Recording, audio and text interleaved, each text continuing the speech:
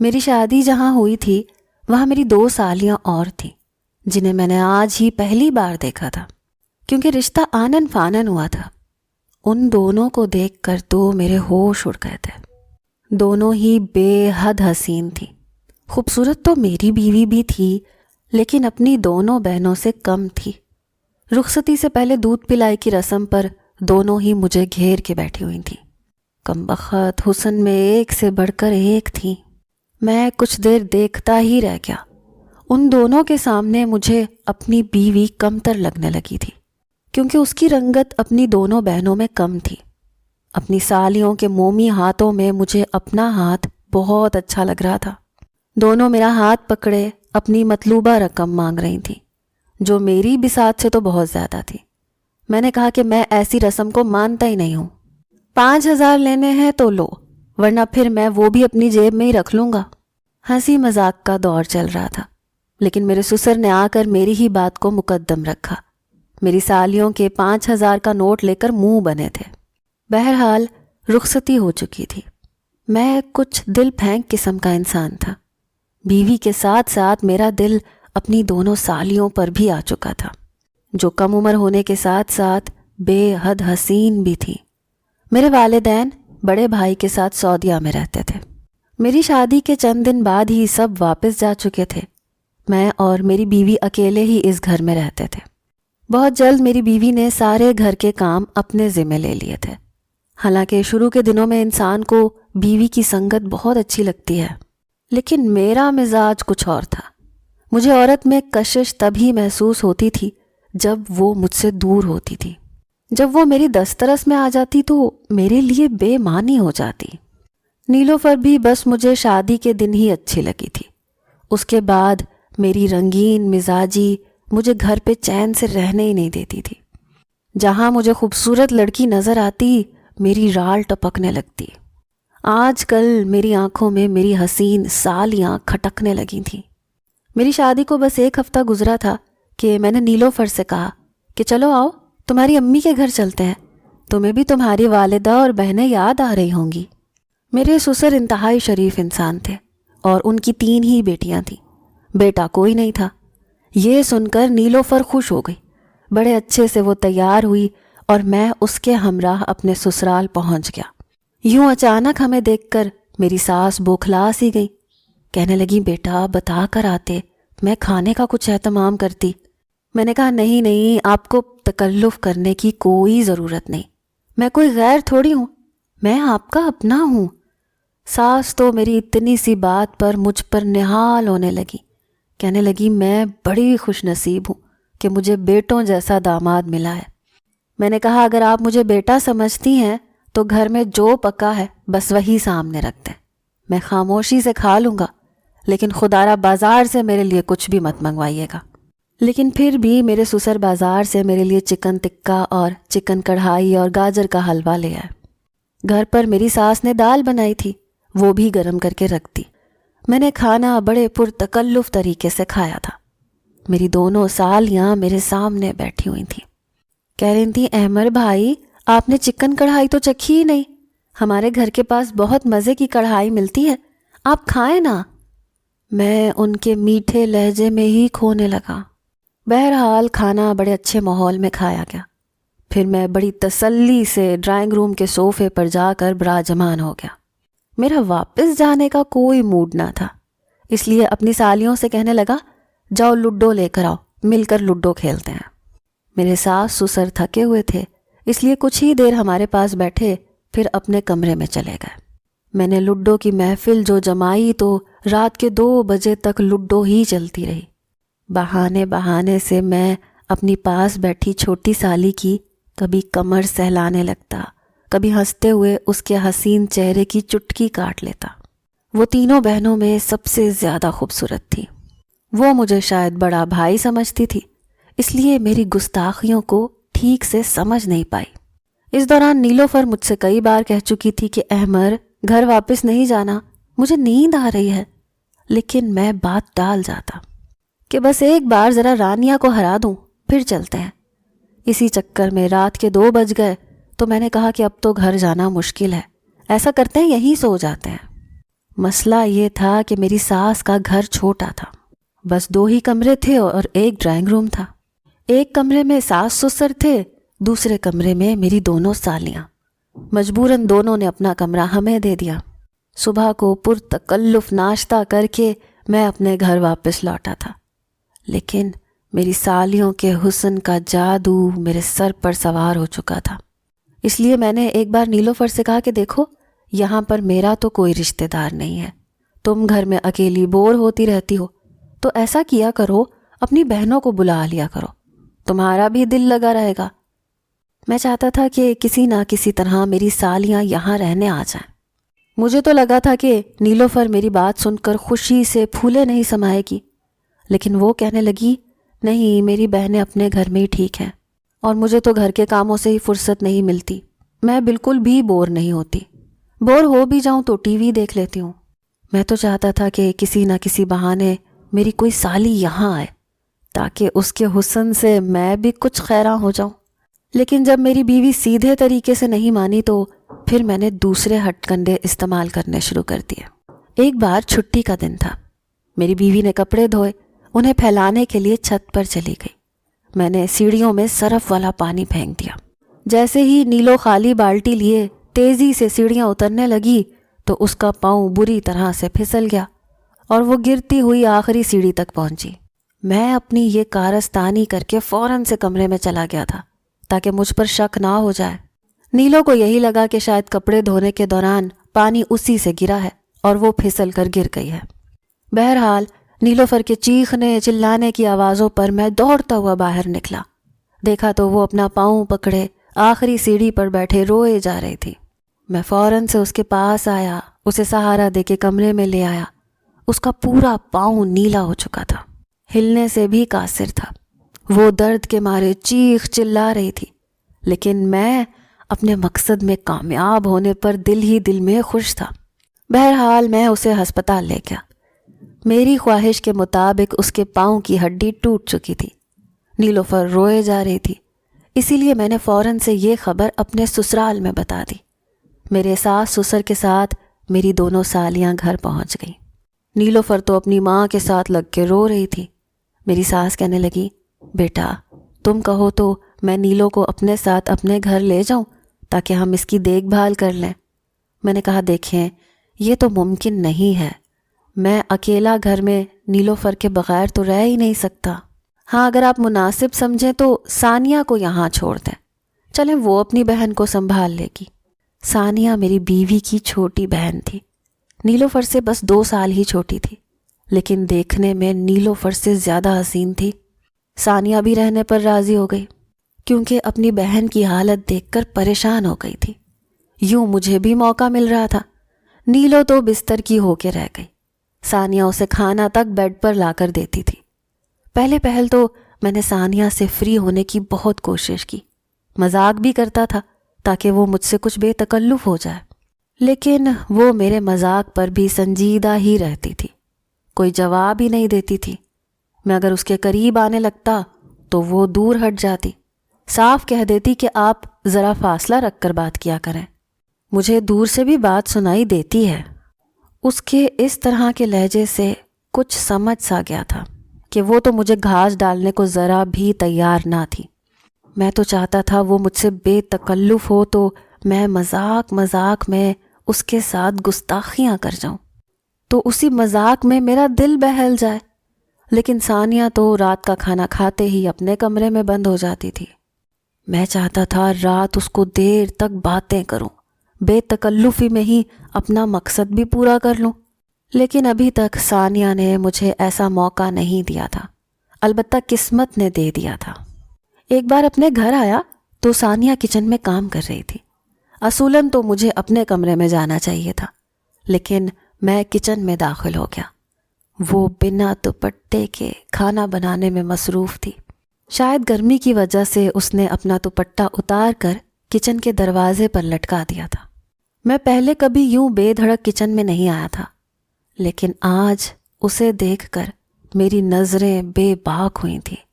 شاید میری نظروں کی تپش کا اثر تھا کہ ایک دم ثانیہ نے پلٹ کر مجھے دیکھا تو بدحواس سی ہو گئی۔ میں بھی کچھ سنبھل گیا۔ میں نے کہا میں وہ گلاس لینے آیا تھا۔ ثانیہ مجھے ذرا گلاس پکڑا دو۔ شاید بنا دوپٹے کے ثانیہ کو میرے سامنے سبکی سی محسوس ہو رہی تھی، لیکن میں اس کی اس کیفیت سے حز اٹھا رہا تھا۔ اس نے شیشے کا گلاس لیا، میری طرف بڑھا دیا، دوسرے ہاتھ سے دروازے سے اپنا دوپٹہ اتار کر خود پر اوڑھنے لگی۔ میں نے اس کے ہاتھ سے گلاس پکڑتے ہوئے اس کا ہاتھ بھی پکڑ لیا۔ میری اس حرکت پر وہ مجھے حیرت سے دیکھنے لگی۔ میں بھی 4 دن سے شرافت دکھا کر تنگ آ چکا تھا۔ اب میں نے اپنی بیوی کا پاؤں اس لیے تو نہیں توڑا تھا کہ میں اپنی سالی آدھی گھر والی کی بس شکل ہی دیکھتا رہوں۔ جب میں نے اس کا ہاتھ نہیں چھوڑا تو وہ مجھ سے سخت لہجے میں بولی، کہنے لگی احمر بھائی میرا ہاتھ چھوڑیں۔ میں نے کہا ثانیہ تمہارے ہاتھ تو نیلوں سے بھی زیادہ خوبصورت ہیں۔ یہ کہتے ہوئے میں اس کے قریب آ گیا۔ میں جانتا تھا کہ عورت تعریف سے پگھل جاتی ہے، اسی لیے میں نے تعریف سے ابتدا کی تھی، لیکن ثانیہ نے تو، میں نہیں جانتا تھا وہ میرے ساتھ یہ سلوک بھی کرے گی۔ اس نے مجھے دھکا دیا۔ میں دروازے سے جا کر لگا۔ وہ فوراً کچن سے باہر نکل گئی۔ اس کا یوں دھکا دینا مجھے بہت برا لگا۔ بھلا وہ ہوتی کون تھی مجھے دھکا دینے والی؟ میں سوچ چکا تھا کہ اب نہیں چھوڑوں گا اسے۔ جب میں کمرے میں گیا تو ثانیہ نیلو کے پاس بیٹھی رو رہی تھی۔ جب میں کمرے میں گیا تو مجھے نفرت سے دیکھتے ہوئے فوراً سے چپ ہو گئی۔ نیلو اس سے رونے کی وجہ پوچھ رہی تھی۔ میں نے کہا ہونا کیا ہے، کھانا بنا رہی تھی، ہاتھ جل گیا بیچاری کا۔ میں نے بہانہ بنایا تھا۔ یہ سن کر وہ مجھے غصے سے دیکھنے لگی۔ میں نے کہا کہ میں نے تو اس کا ہاتھ پکڑا تھا کہ دیکھوں کہ زیادہ جل تو نہیں گیا، لیکن تمہاری بہن تو شاید مجھے بھائی سمجھتی ہی نہیں ہے، یوں مجھ سے ہاتھ چھڑا کے تمہارے پاس آئی ہے جیسے میں کوئی بھوت ہوں۔ میری بات سن کر ثانیہ مجھے نفرت اور غصے سے دیکھنے لگی۔ نیلوفر ثانیہ سے کہنے لگی کہ احمر تمہارے بڑے بھائی جیسا ہے، اگر تمہارا ہاتھ پکڑ کے دیکھ رہا تھا کہ کتنا جلا ہے تو اس میں کوئی بری بات تو نہیں تھی، لاؤ دکھاؤ۔ لیکن ثانیہ یہ کہہ کر کمرے سے نکل گئی کہ وہ کل واپس چلی جائے گی۔ میں نیلو کے سامنے جا کر بیٹھ گیا۔ میں نے کہا لگتا ہے تمہاری بہن یہاں تمہارا خیال رکھنا نہیں چاہتی، واپس جانے کے بہانے ڈھونڈ رہی ہے۔ مجھے نہیں پتا تھا وہ مجھے اپنا بڑا بھائی ہی نہیں سمجھتی۔ اگر تمہارا پیر ٹھیک ہوتا تو میں کبھی بھی تمہاری بہن کے اس طرح کے رویے پر اسے اپنے گھر نہ رکھتا، لیکن میری مجبوری ہے، فی الحال میں کوئی ملازمہ نہیں رکھ سکتا، اور تمہارے پاؤں کا یہ حال ہے تم بغیر سہارے کے چل پھر نہیں سکتی، اس لیے سمجھاؤ اپنی بہن کو۔ کہنے لگی آپ فکر نہ کریں، میں ثانیہ سے بات کروں گی۔ میں نے کہا دیکھو میں تمہاری دونوں چھوٹی بہنوں کو اپنی ہی بہنیں سمجھتا ہوں، لیکن ثانیہ کی آج کی حرکت نے مجھے اپنی ہی نظروں میں شرمندہ کر کے رکھ دیا۔ وہ تو مجھ سے یوں ہاتھ چھڑا کے بھاگی جیسے میں کوئی برا شخص ہوں۔ میں نے نیلوفر کے سامنے اپنا کردار بالکل صاف ستھرا کر لیا تھا۔ وہ مجھ سے الٹا معافی مانگنے لگی کہ بچی ہے، اسے سمجھ نہیں ہے، چلیں چھوڑیں احمر اس بات کو۔ نیلوفر کو مطمئن کر کے میں کمرے سے باہر آ گیا۔ کچن میں سب کچھ جیسے کا تیسے پڑا تھا، کیونکہ ثانیہ شاید دوسرے کمرے میں چلی گئی تھی۔ میں نے کچن سے کھانا لیا، نیلوفر کے ساتھ اس کے کمرے میں بیٹھ کر کھانے لگا۔ میں نے کہا اب دیکھ لو، منہ سجائے تمہاری بہن اپنے کمرے میں بیٹھ گئی ہے، میں خود تمہارے لیے کھانا لایا ہوں۔ نیلوفر تو مجھ سے شرمندہ ہوئے جا رہی تھی۔ کھانا کھانے کے بعد میں نے نیلوفر کو دوائی کھلائی اور اسے میں نے ایک نیند کی گولی بھی شامل کر کے کھلا دی، جسے کھاتے ہی نیلوفر گہری نیند سو چکی تھی۔ جب میں نے دیکھا کہ اب نیلوفر اٹھنے والی نہیں ہے تو میں اپنے کمرے سے باہر نکل آیا۔ سامنے کے کمرے کا دروازہ لاک تھا۔ میں نے دروازے پر دستک دی، کہا کہ ثانیہ نیلوفر کی طبیعت بہت زیادہ خراب ہو گئی ہے، تمہیں بلا رہی ہے۔ میں نے جھوٹ بولا تھا، کیونکہ میں جانتا تھا کہ اگر میں ویسے دروازہ کھٹکھٹاؤں گا تو وہ کبھی بھی میرے لیے دروازہ نہیں کھولے گی۔ میرا یہ کہنا تھا کہ فوراً سے کمرے کا دروازہ کھل گیا۔ جیسے ہی ثانیہ کمرے سے باہر نکلنے لگی، میں نے اسے بازو سے پکڑا، کمرے کے اندر دھکیل دیا، خود بھی کمرے کے اندر چلا گیا، کمرے کا دروازہ بند کر دیا۔ یہ دیکھ کر تو ثانیہ کی رنگت اڑی، کہنے لگی احمر بھائی آپ کیا کر رہے ہیں؟ میں نے کہا کون سا بھائی، کیسا بھائی؟ میں تمہارا کوئی بھائی نہیں ہوں. تمہارے حسن نے تو مجھے ویسے ہی پاگل کر رکھا تھا. بہانے سے تو میں تمہیں یہاں بلایا ہے. یہ سن کر تو ثانیہ کی رنگت اڑی تھی. کہنے لگی شرم کریں، میں آپ کی چھوٹی بہنوں جیسی ہوں، خدا کے لیے آپ یہاں سے چلے جائیں. لیکن میرا کہاں ایسا کوئی ارادہ تھا. میں اپنا جو غلیظ ارادہ لے کر اس کمرے میں داخل ہوا تھا اسے پورا کرنے میں کامیاب ہو چکا تھا. میرے سامنے وہ ہاتھ جوڑے روتی رہی، بلبلاتی رہی، میری منت سماجت کرتی رہی کہ میں اسے چھوڑ دوں، لیکن میں نے اسے برباد کر کے رکھ دیا. وہ اب سسکیوں سے رو رہی تھی. کہنے لگی وہ نیلوفر کو سب کچھ بتا دے گی. میں نے اسے دھمکانا شروع کیا. میں نے کہا دیکھو، اگر تم نے اپنی زبان کھولنے کی کوشش کی تو میں تمہاری بہن کو طلاق دے دوں گا. اس کی زندگی برباد ہو جائے گی، اور تم اگر یہ بات سب کو بتاؤ گی تو میرے ساتھ تو جو ہوگا سو ہوگا، لیکن تمہاری زندگی پر بھی ایک بدنما داغ لگ جائے گا. ابھی تو یہ بات تمہارے اور میرے ہی بیچ میں ہے، بہتر ہے کہ تم زبان بند رکھنا. وہ بس روئے جا رہی تھی. میں اسے کمرے میں چھوڑ کر اپنے کمرے میں آ کر سو گیا. اگلی ہی صبح ثانیہ کو تیز بخار ہو چکا تھا. نیلوفر یہ دیکھ کر پریشان ہو گئی. کہنے لگی کہ یہ تو خود بیمار پڑ گئی، مجھے کیا سنبھالے گی. اب یہ تھا کہ نیلوفر سہارے سے ہلکا ہلکا چلنے لگی تھی. میں نے کہا کہ ایسا کرو، اسے گھر بھجوا دو، اپنی چھوٹی بہن کو بلا لو، وہ تمہاری دیکھ بھال کر لے گی. میری دلچسپی اب ثانیہ سے ختم ہو گئی تھی. اب اس سے چھوٹی بہن تانیہ میں ہونے لگی تھی، جو محض 16 سال کی تھی. میری بے وقوف بیوی میری یہ بات بھی مان گئی. میں نے فوراً سے فون ملا کر نیلوفر کو پکڑا دیا. اپنے سسر کو بلایا اور کہا کہ ثانیہ کو بخار ہو رہا ہے، اسے آپ لے جائیں اور ایسا کریں تانیہ کو بھیج دیں، کیونکہ میرا پاؤں تو ابھی بھی اس قابل نہیں ہوا کہ میں گھر کو سنبھال سکوں. لیکن یہ بات جب ثانیہ کو معلوم ہوئی تو وہ کہنے لگی نہیں، تانیہ یہاں نہیں آئے گی، میں دوا کھاؤں گی تو ٹھیک ہو جاؤں گی. اس کی بات پر میں نے اسے غصے سے دیکھا.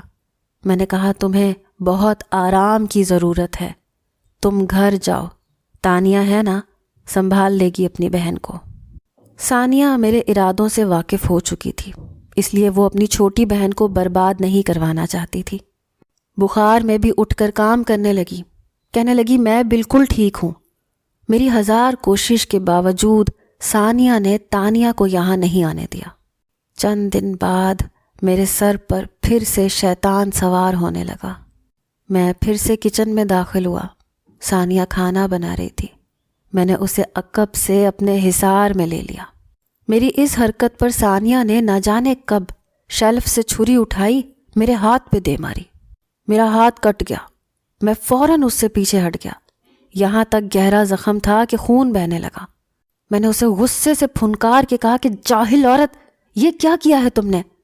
وہ کہنے لگی آئندہ مجھے چھونے کی کوشش کی تو مار ڈالوں گی تمہیں. اس کی آنکھیں اس وقت لہو رنگ ہو رہی تھیں.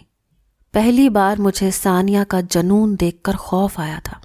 میں فوراً سے اپنے کمرے میں چلا گیا، لیکن مجھے اس پر بے تحاشا غصہ تھا. میرا زخمی ہاتھ دیکھ کر نیلوفر مجھ سے وجہ پوچھنے لگی. کہنے لگی آپ کے ہاتھ پر کیا ہوا؟ اس سے پہلے کہ میں کوئی کہانی سناتا فوراً سے ثانیہ کمرے میں آ گئی. کہنے لگی آپا، میں نے تو احمر بھائی سے کہا تھا کہ میں خود کام کر لوں گی، لیکن کہنے لگے میں تمہاری مدد کروا دیتا ہوں، اس لیے سلاد کاٹنے لگے. اب انہیں کہاں ایسے کاموں کی عادت ہے، دیکھا نا اپنا ہاتھ کٹوا کر بیٹھ گئے. اس سے پہلے کہ میں کچھ کہتا ثانیہ نے مجھے حیران کر دیا تھا. اس نے میری ہی چال مجھے پر چلائی تھی. میں نے اسے غصے سے دیکھا، لیکن وہ بالکل بے تاثر تھی. نیلوفر مجھ پر چلانے لگی. کہنے لگی آپ کو کیا ضرورت تھی، دیکھیں کتنا گہرا زخم کر لیا آپ نے. پھر ثانیہ سے کہنے لگی ذرا مجھے بینڈیج کا سامان پکڑانا. اس نے دراز میں سے فرسٹ ایڈ باکس نکالا اور نیلوفر کو پکڑا دیا.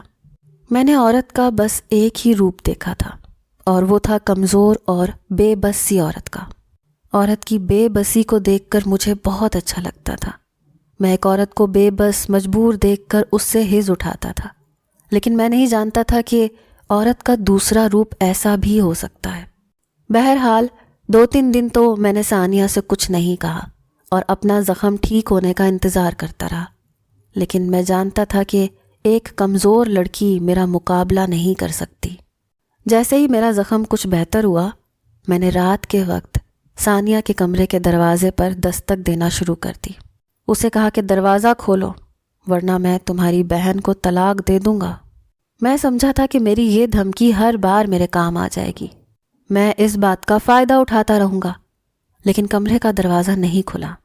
میں کافی دیر دروازے پر دھیرے دھیرے سے بجاتا رہا، دھیمی آواز میں دھمکیاں دیتا رہا، لیکن دروازہ نہیں کھلا۔ آخر کار مایوس ہو کر میں اپنے کمرے میں آ کر لیٹ گیا، لیکن مجھے ثانیہ پر بے تحاشا غصہ تھا۔ میں نے نیلو سے کہا کہ دیکھو، کافی دن سے ثانیہ یہیں پر ہے، تمہیں سنبھال رہی ہے، بیچاری تھک گئی ہوگی، اسے اس کے گھر بھیج کر تانیہ کو بلوا لو۔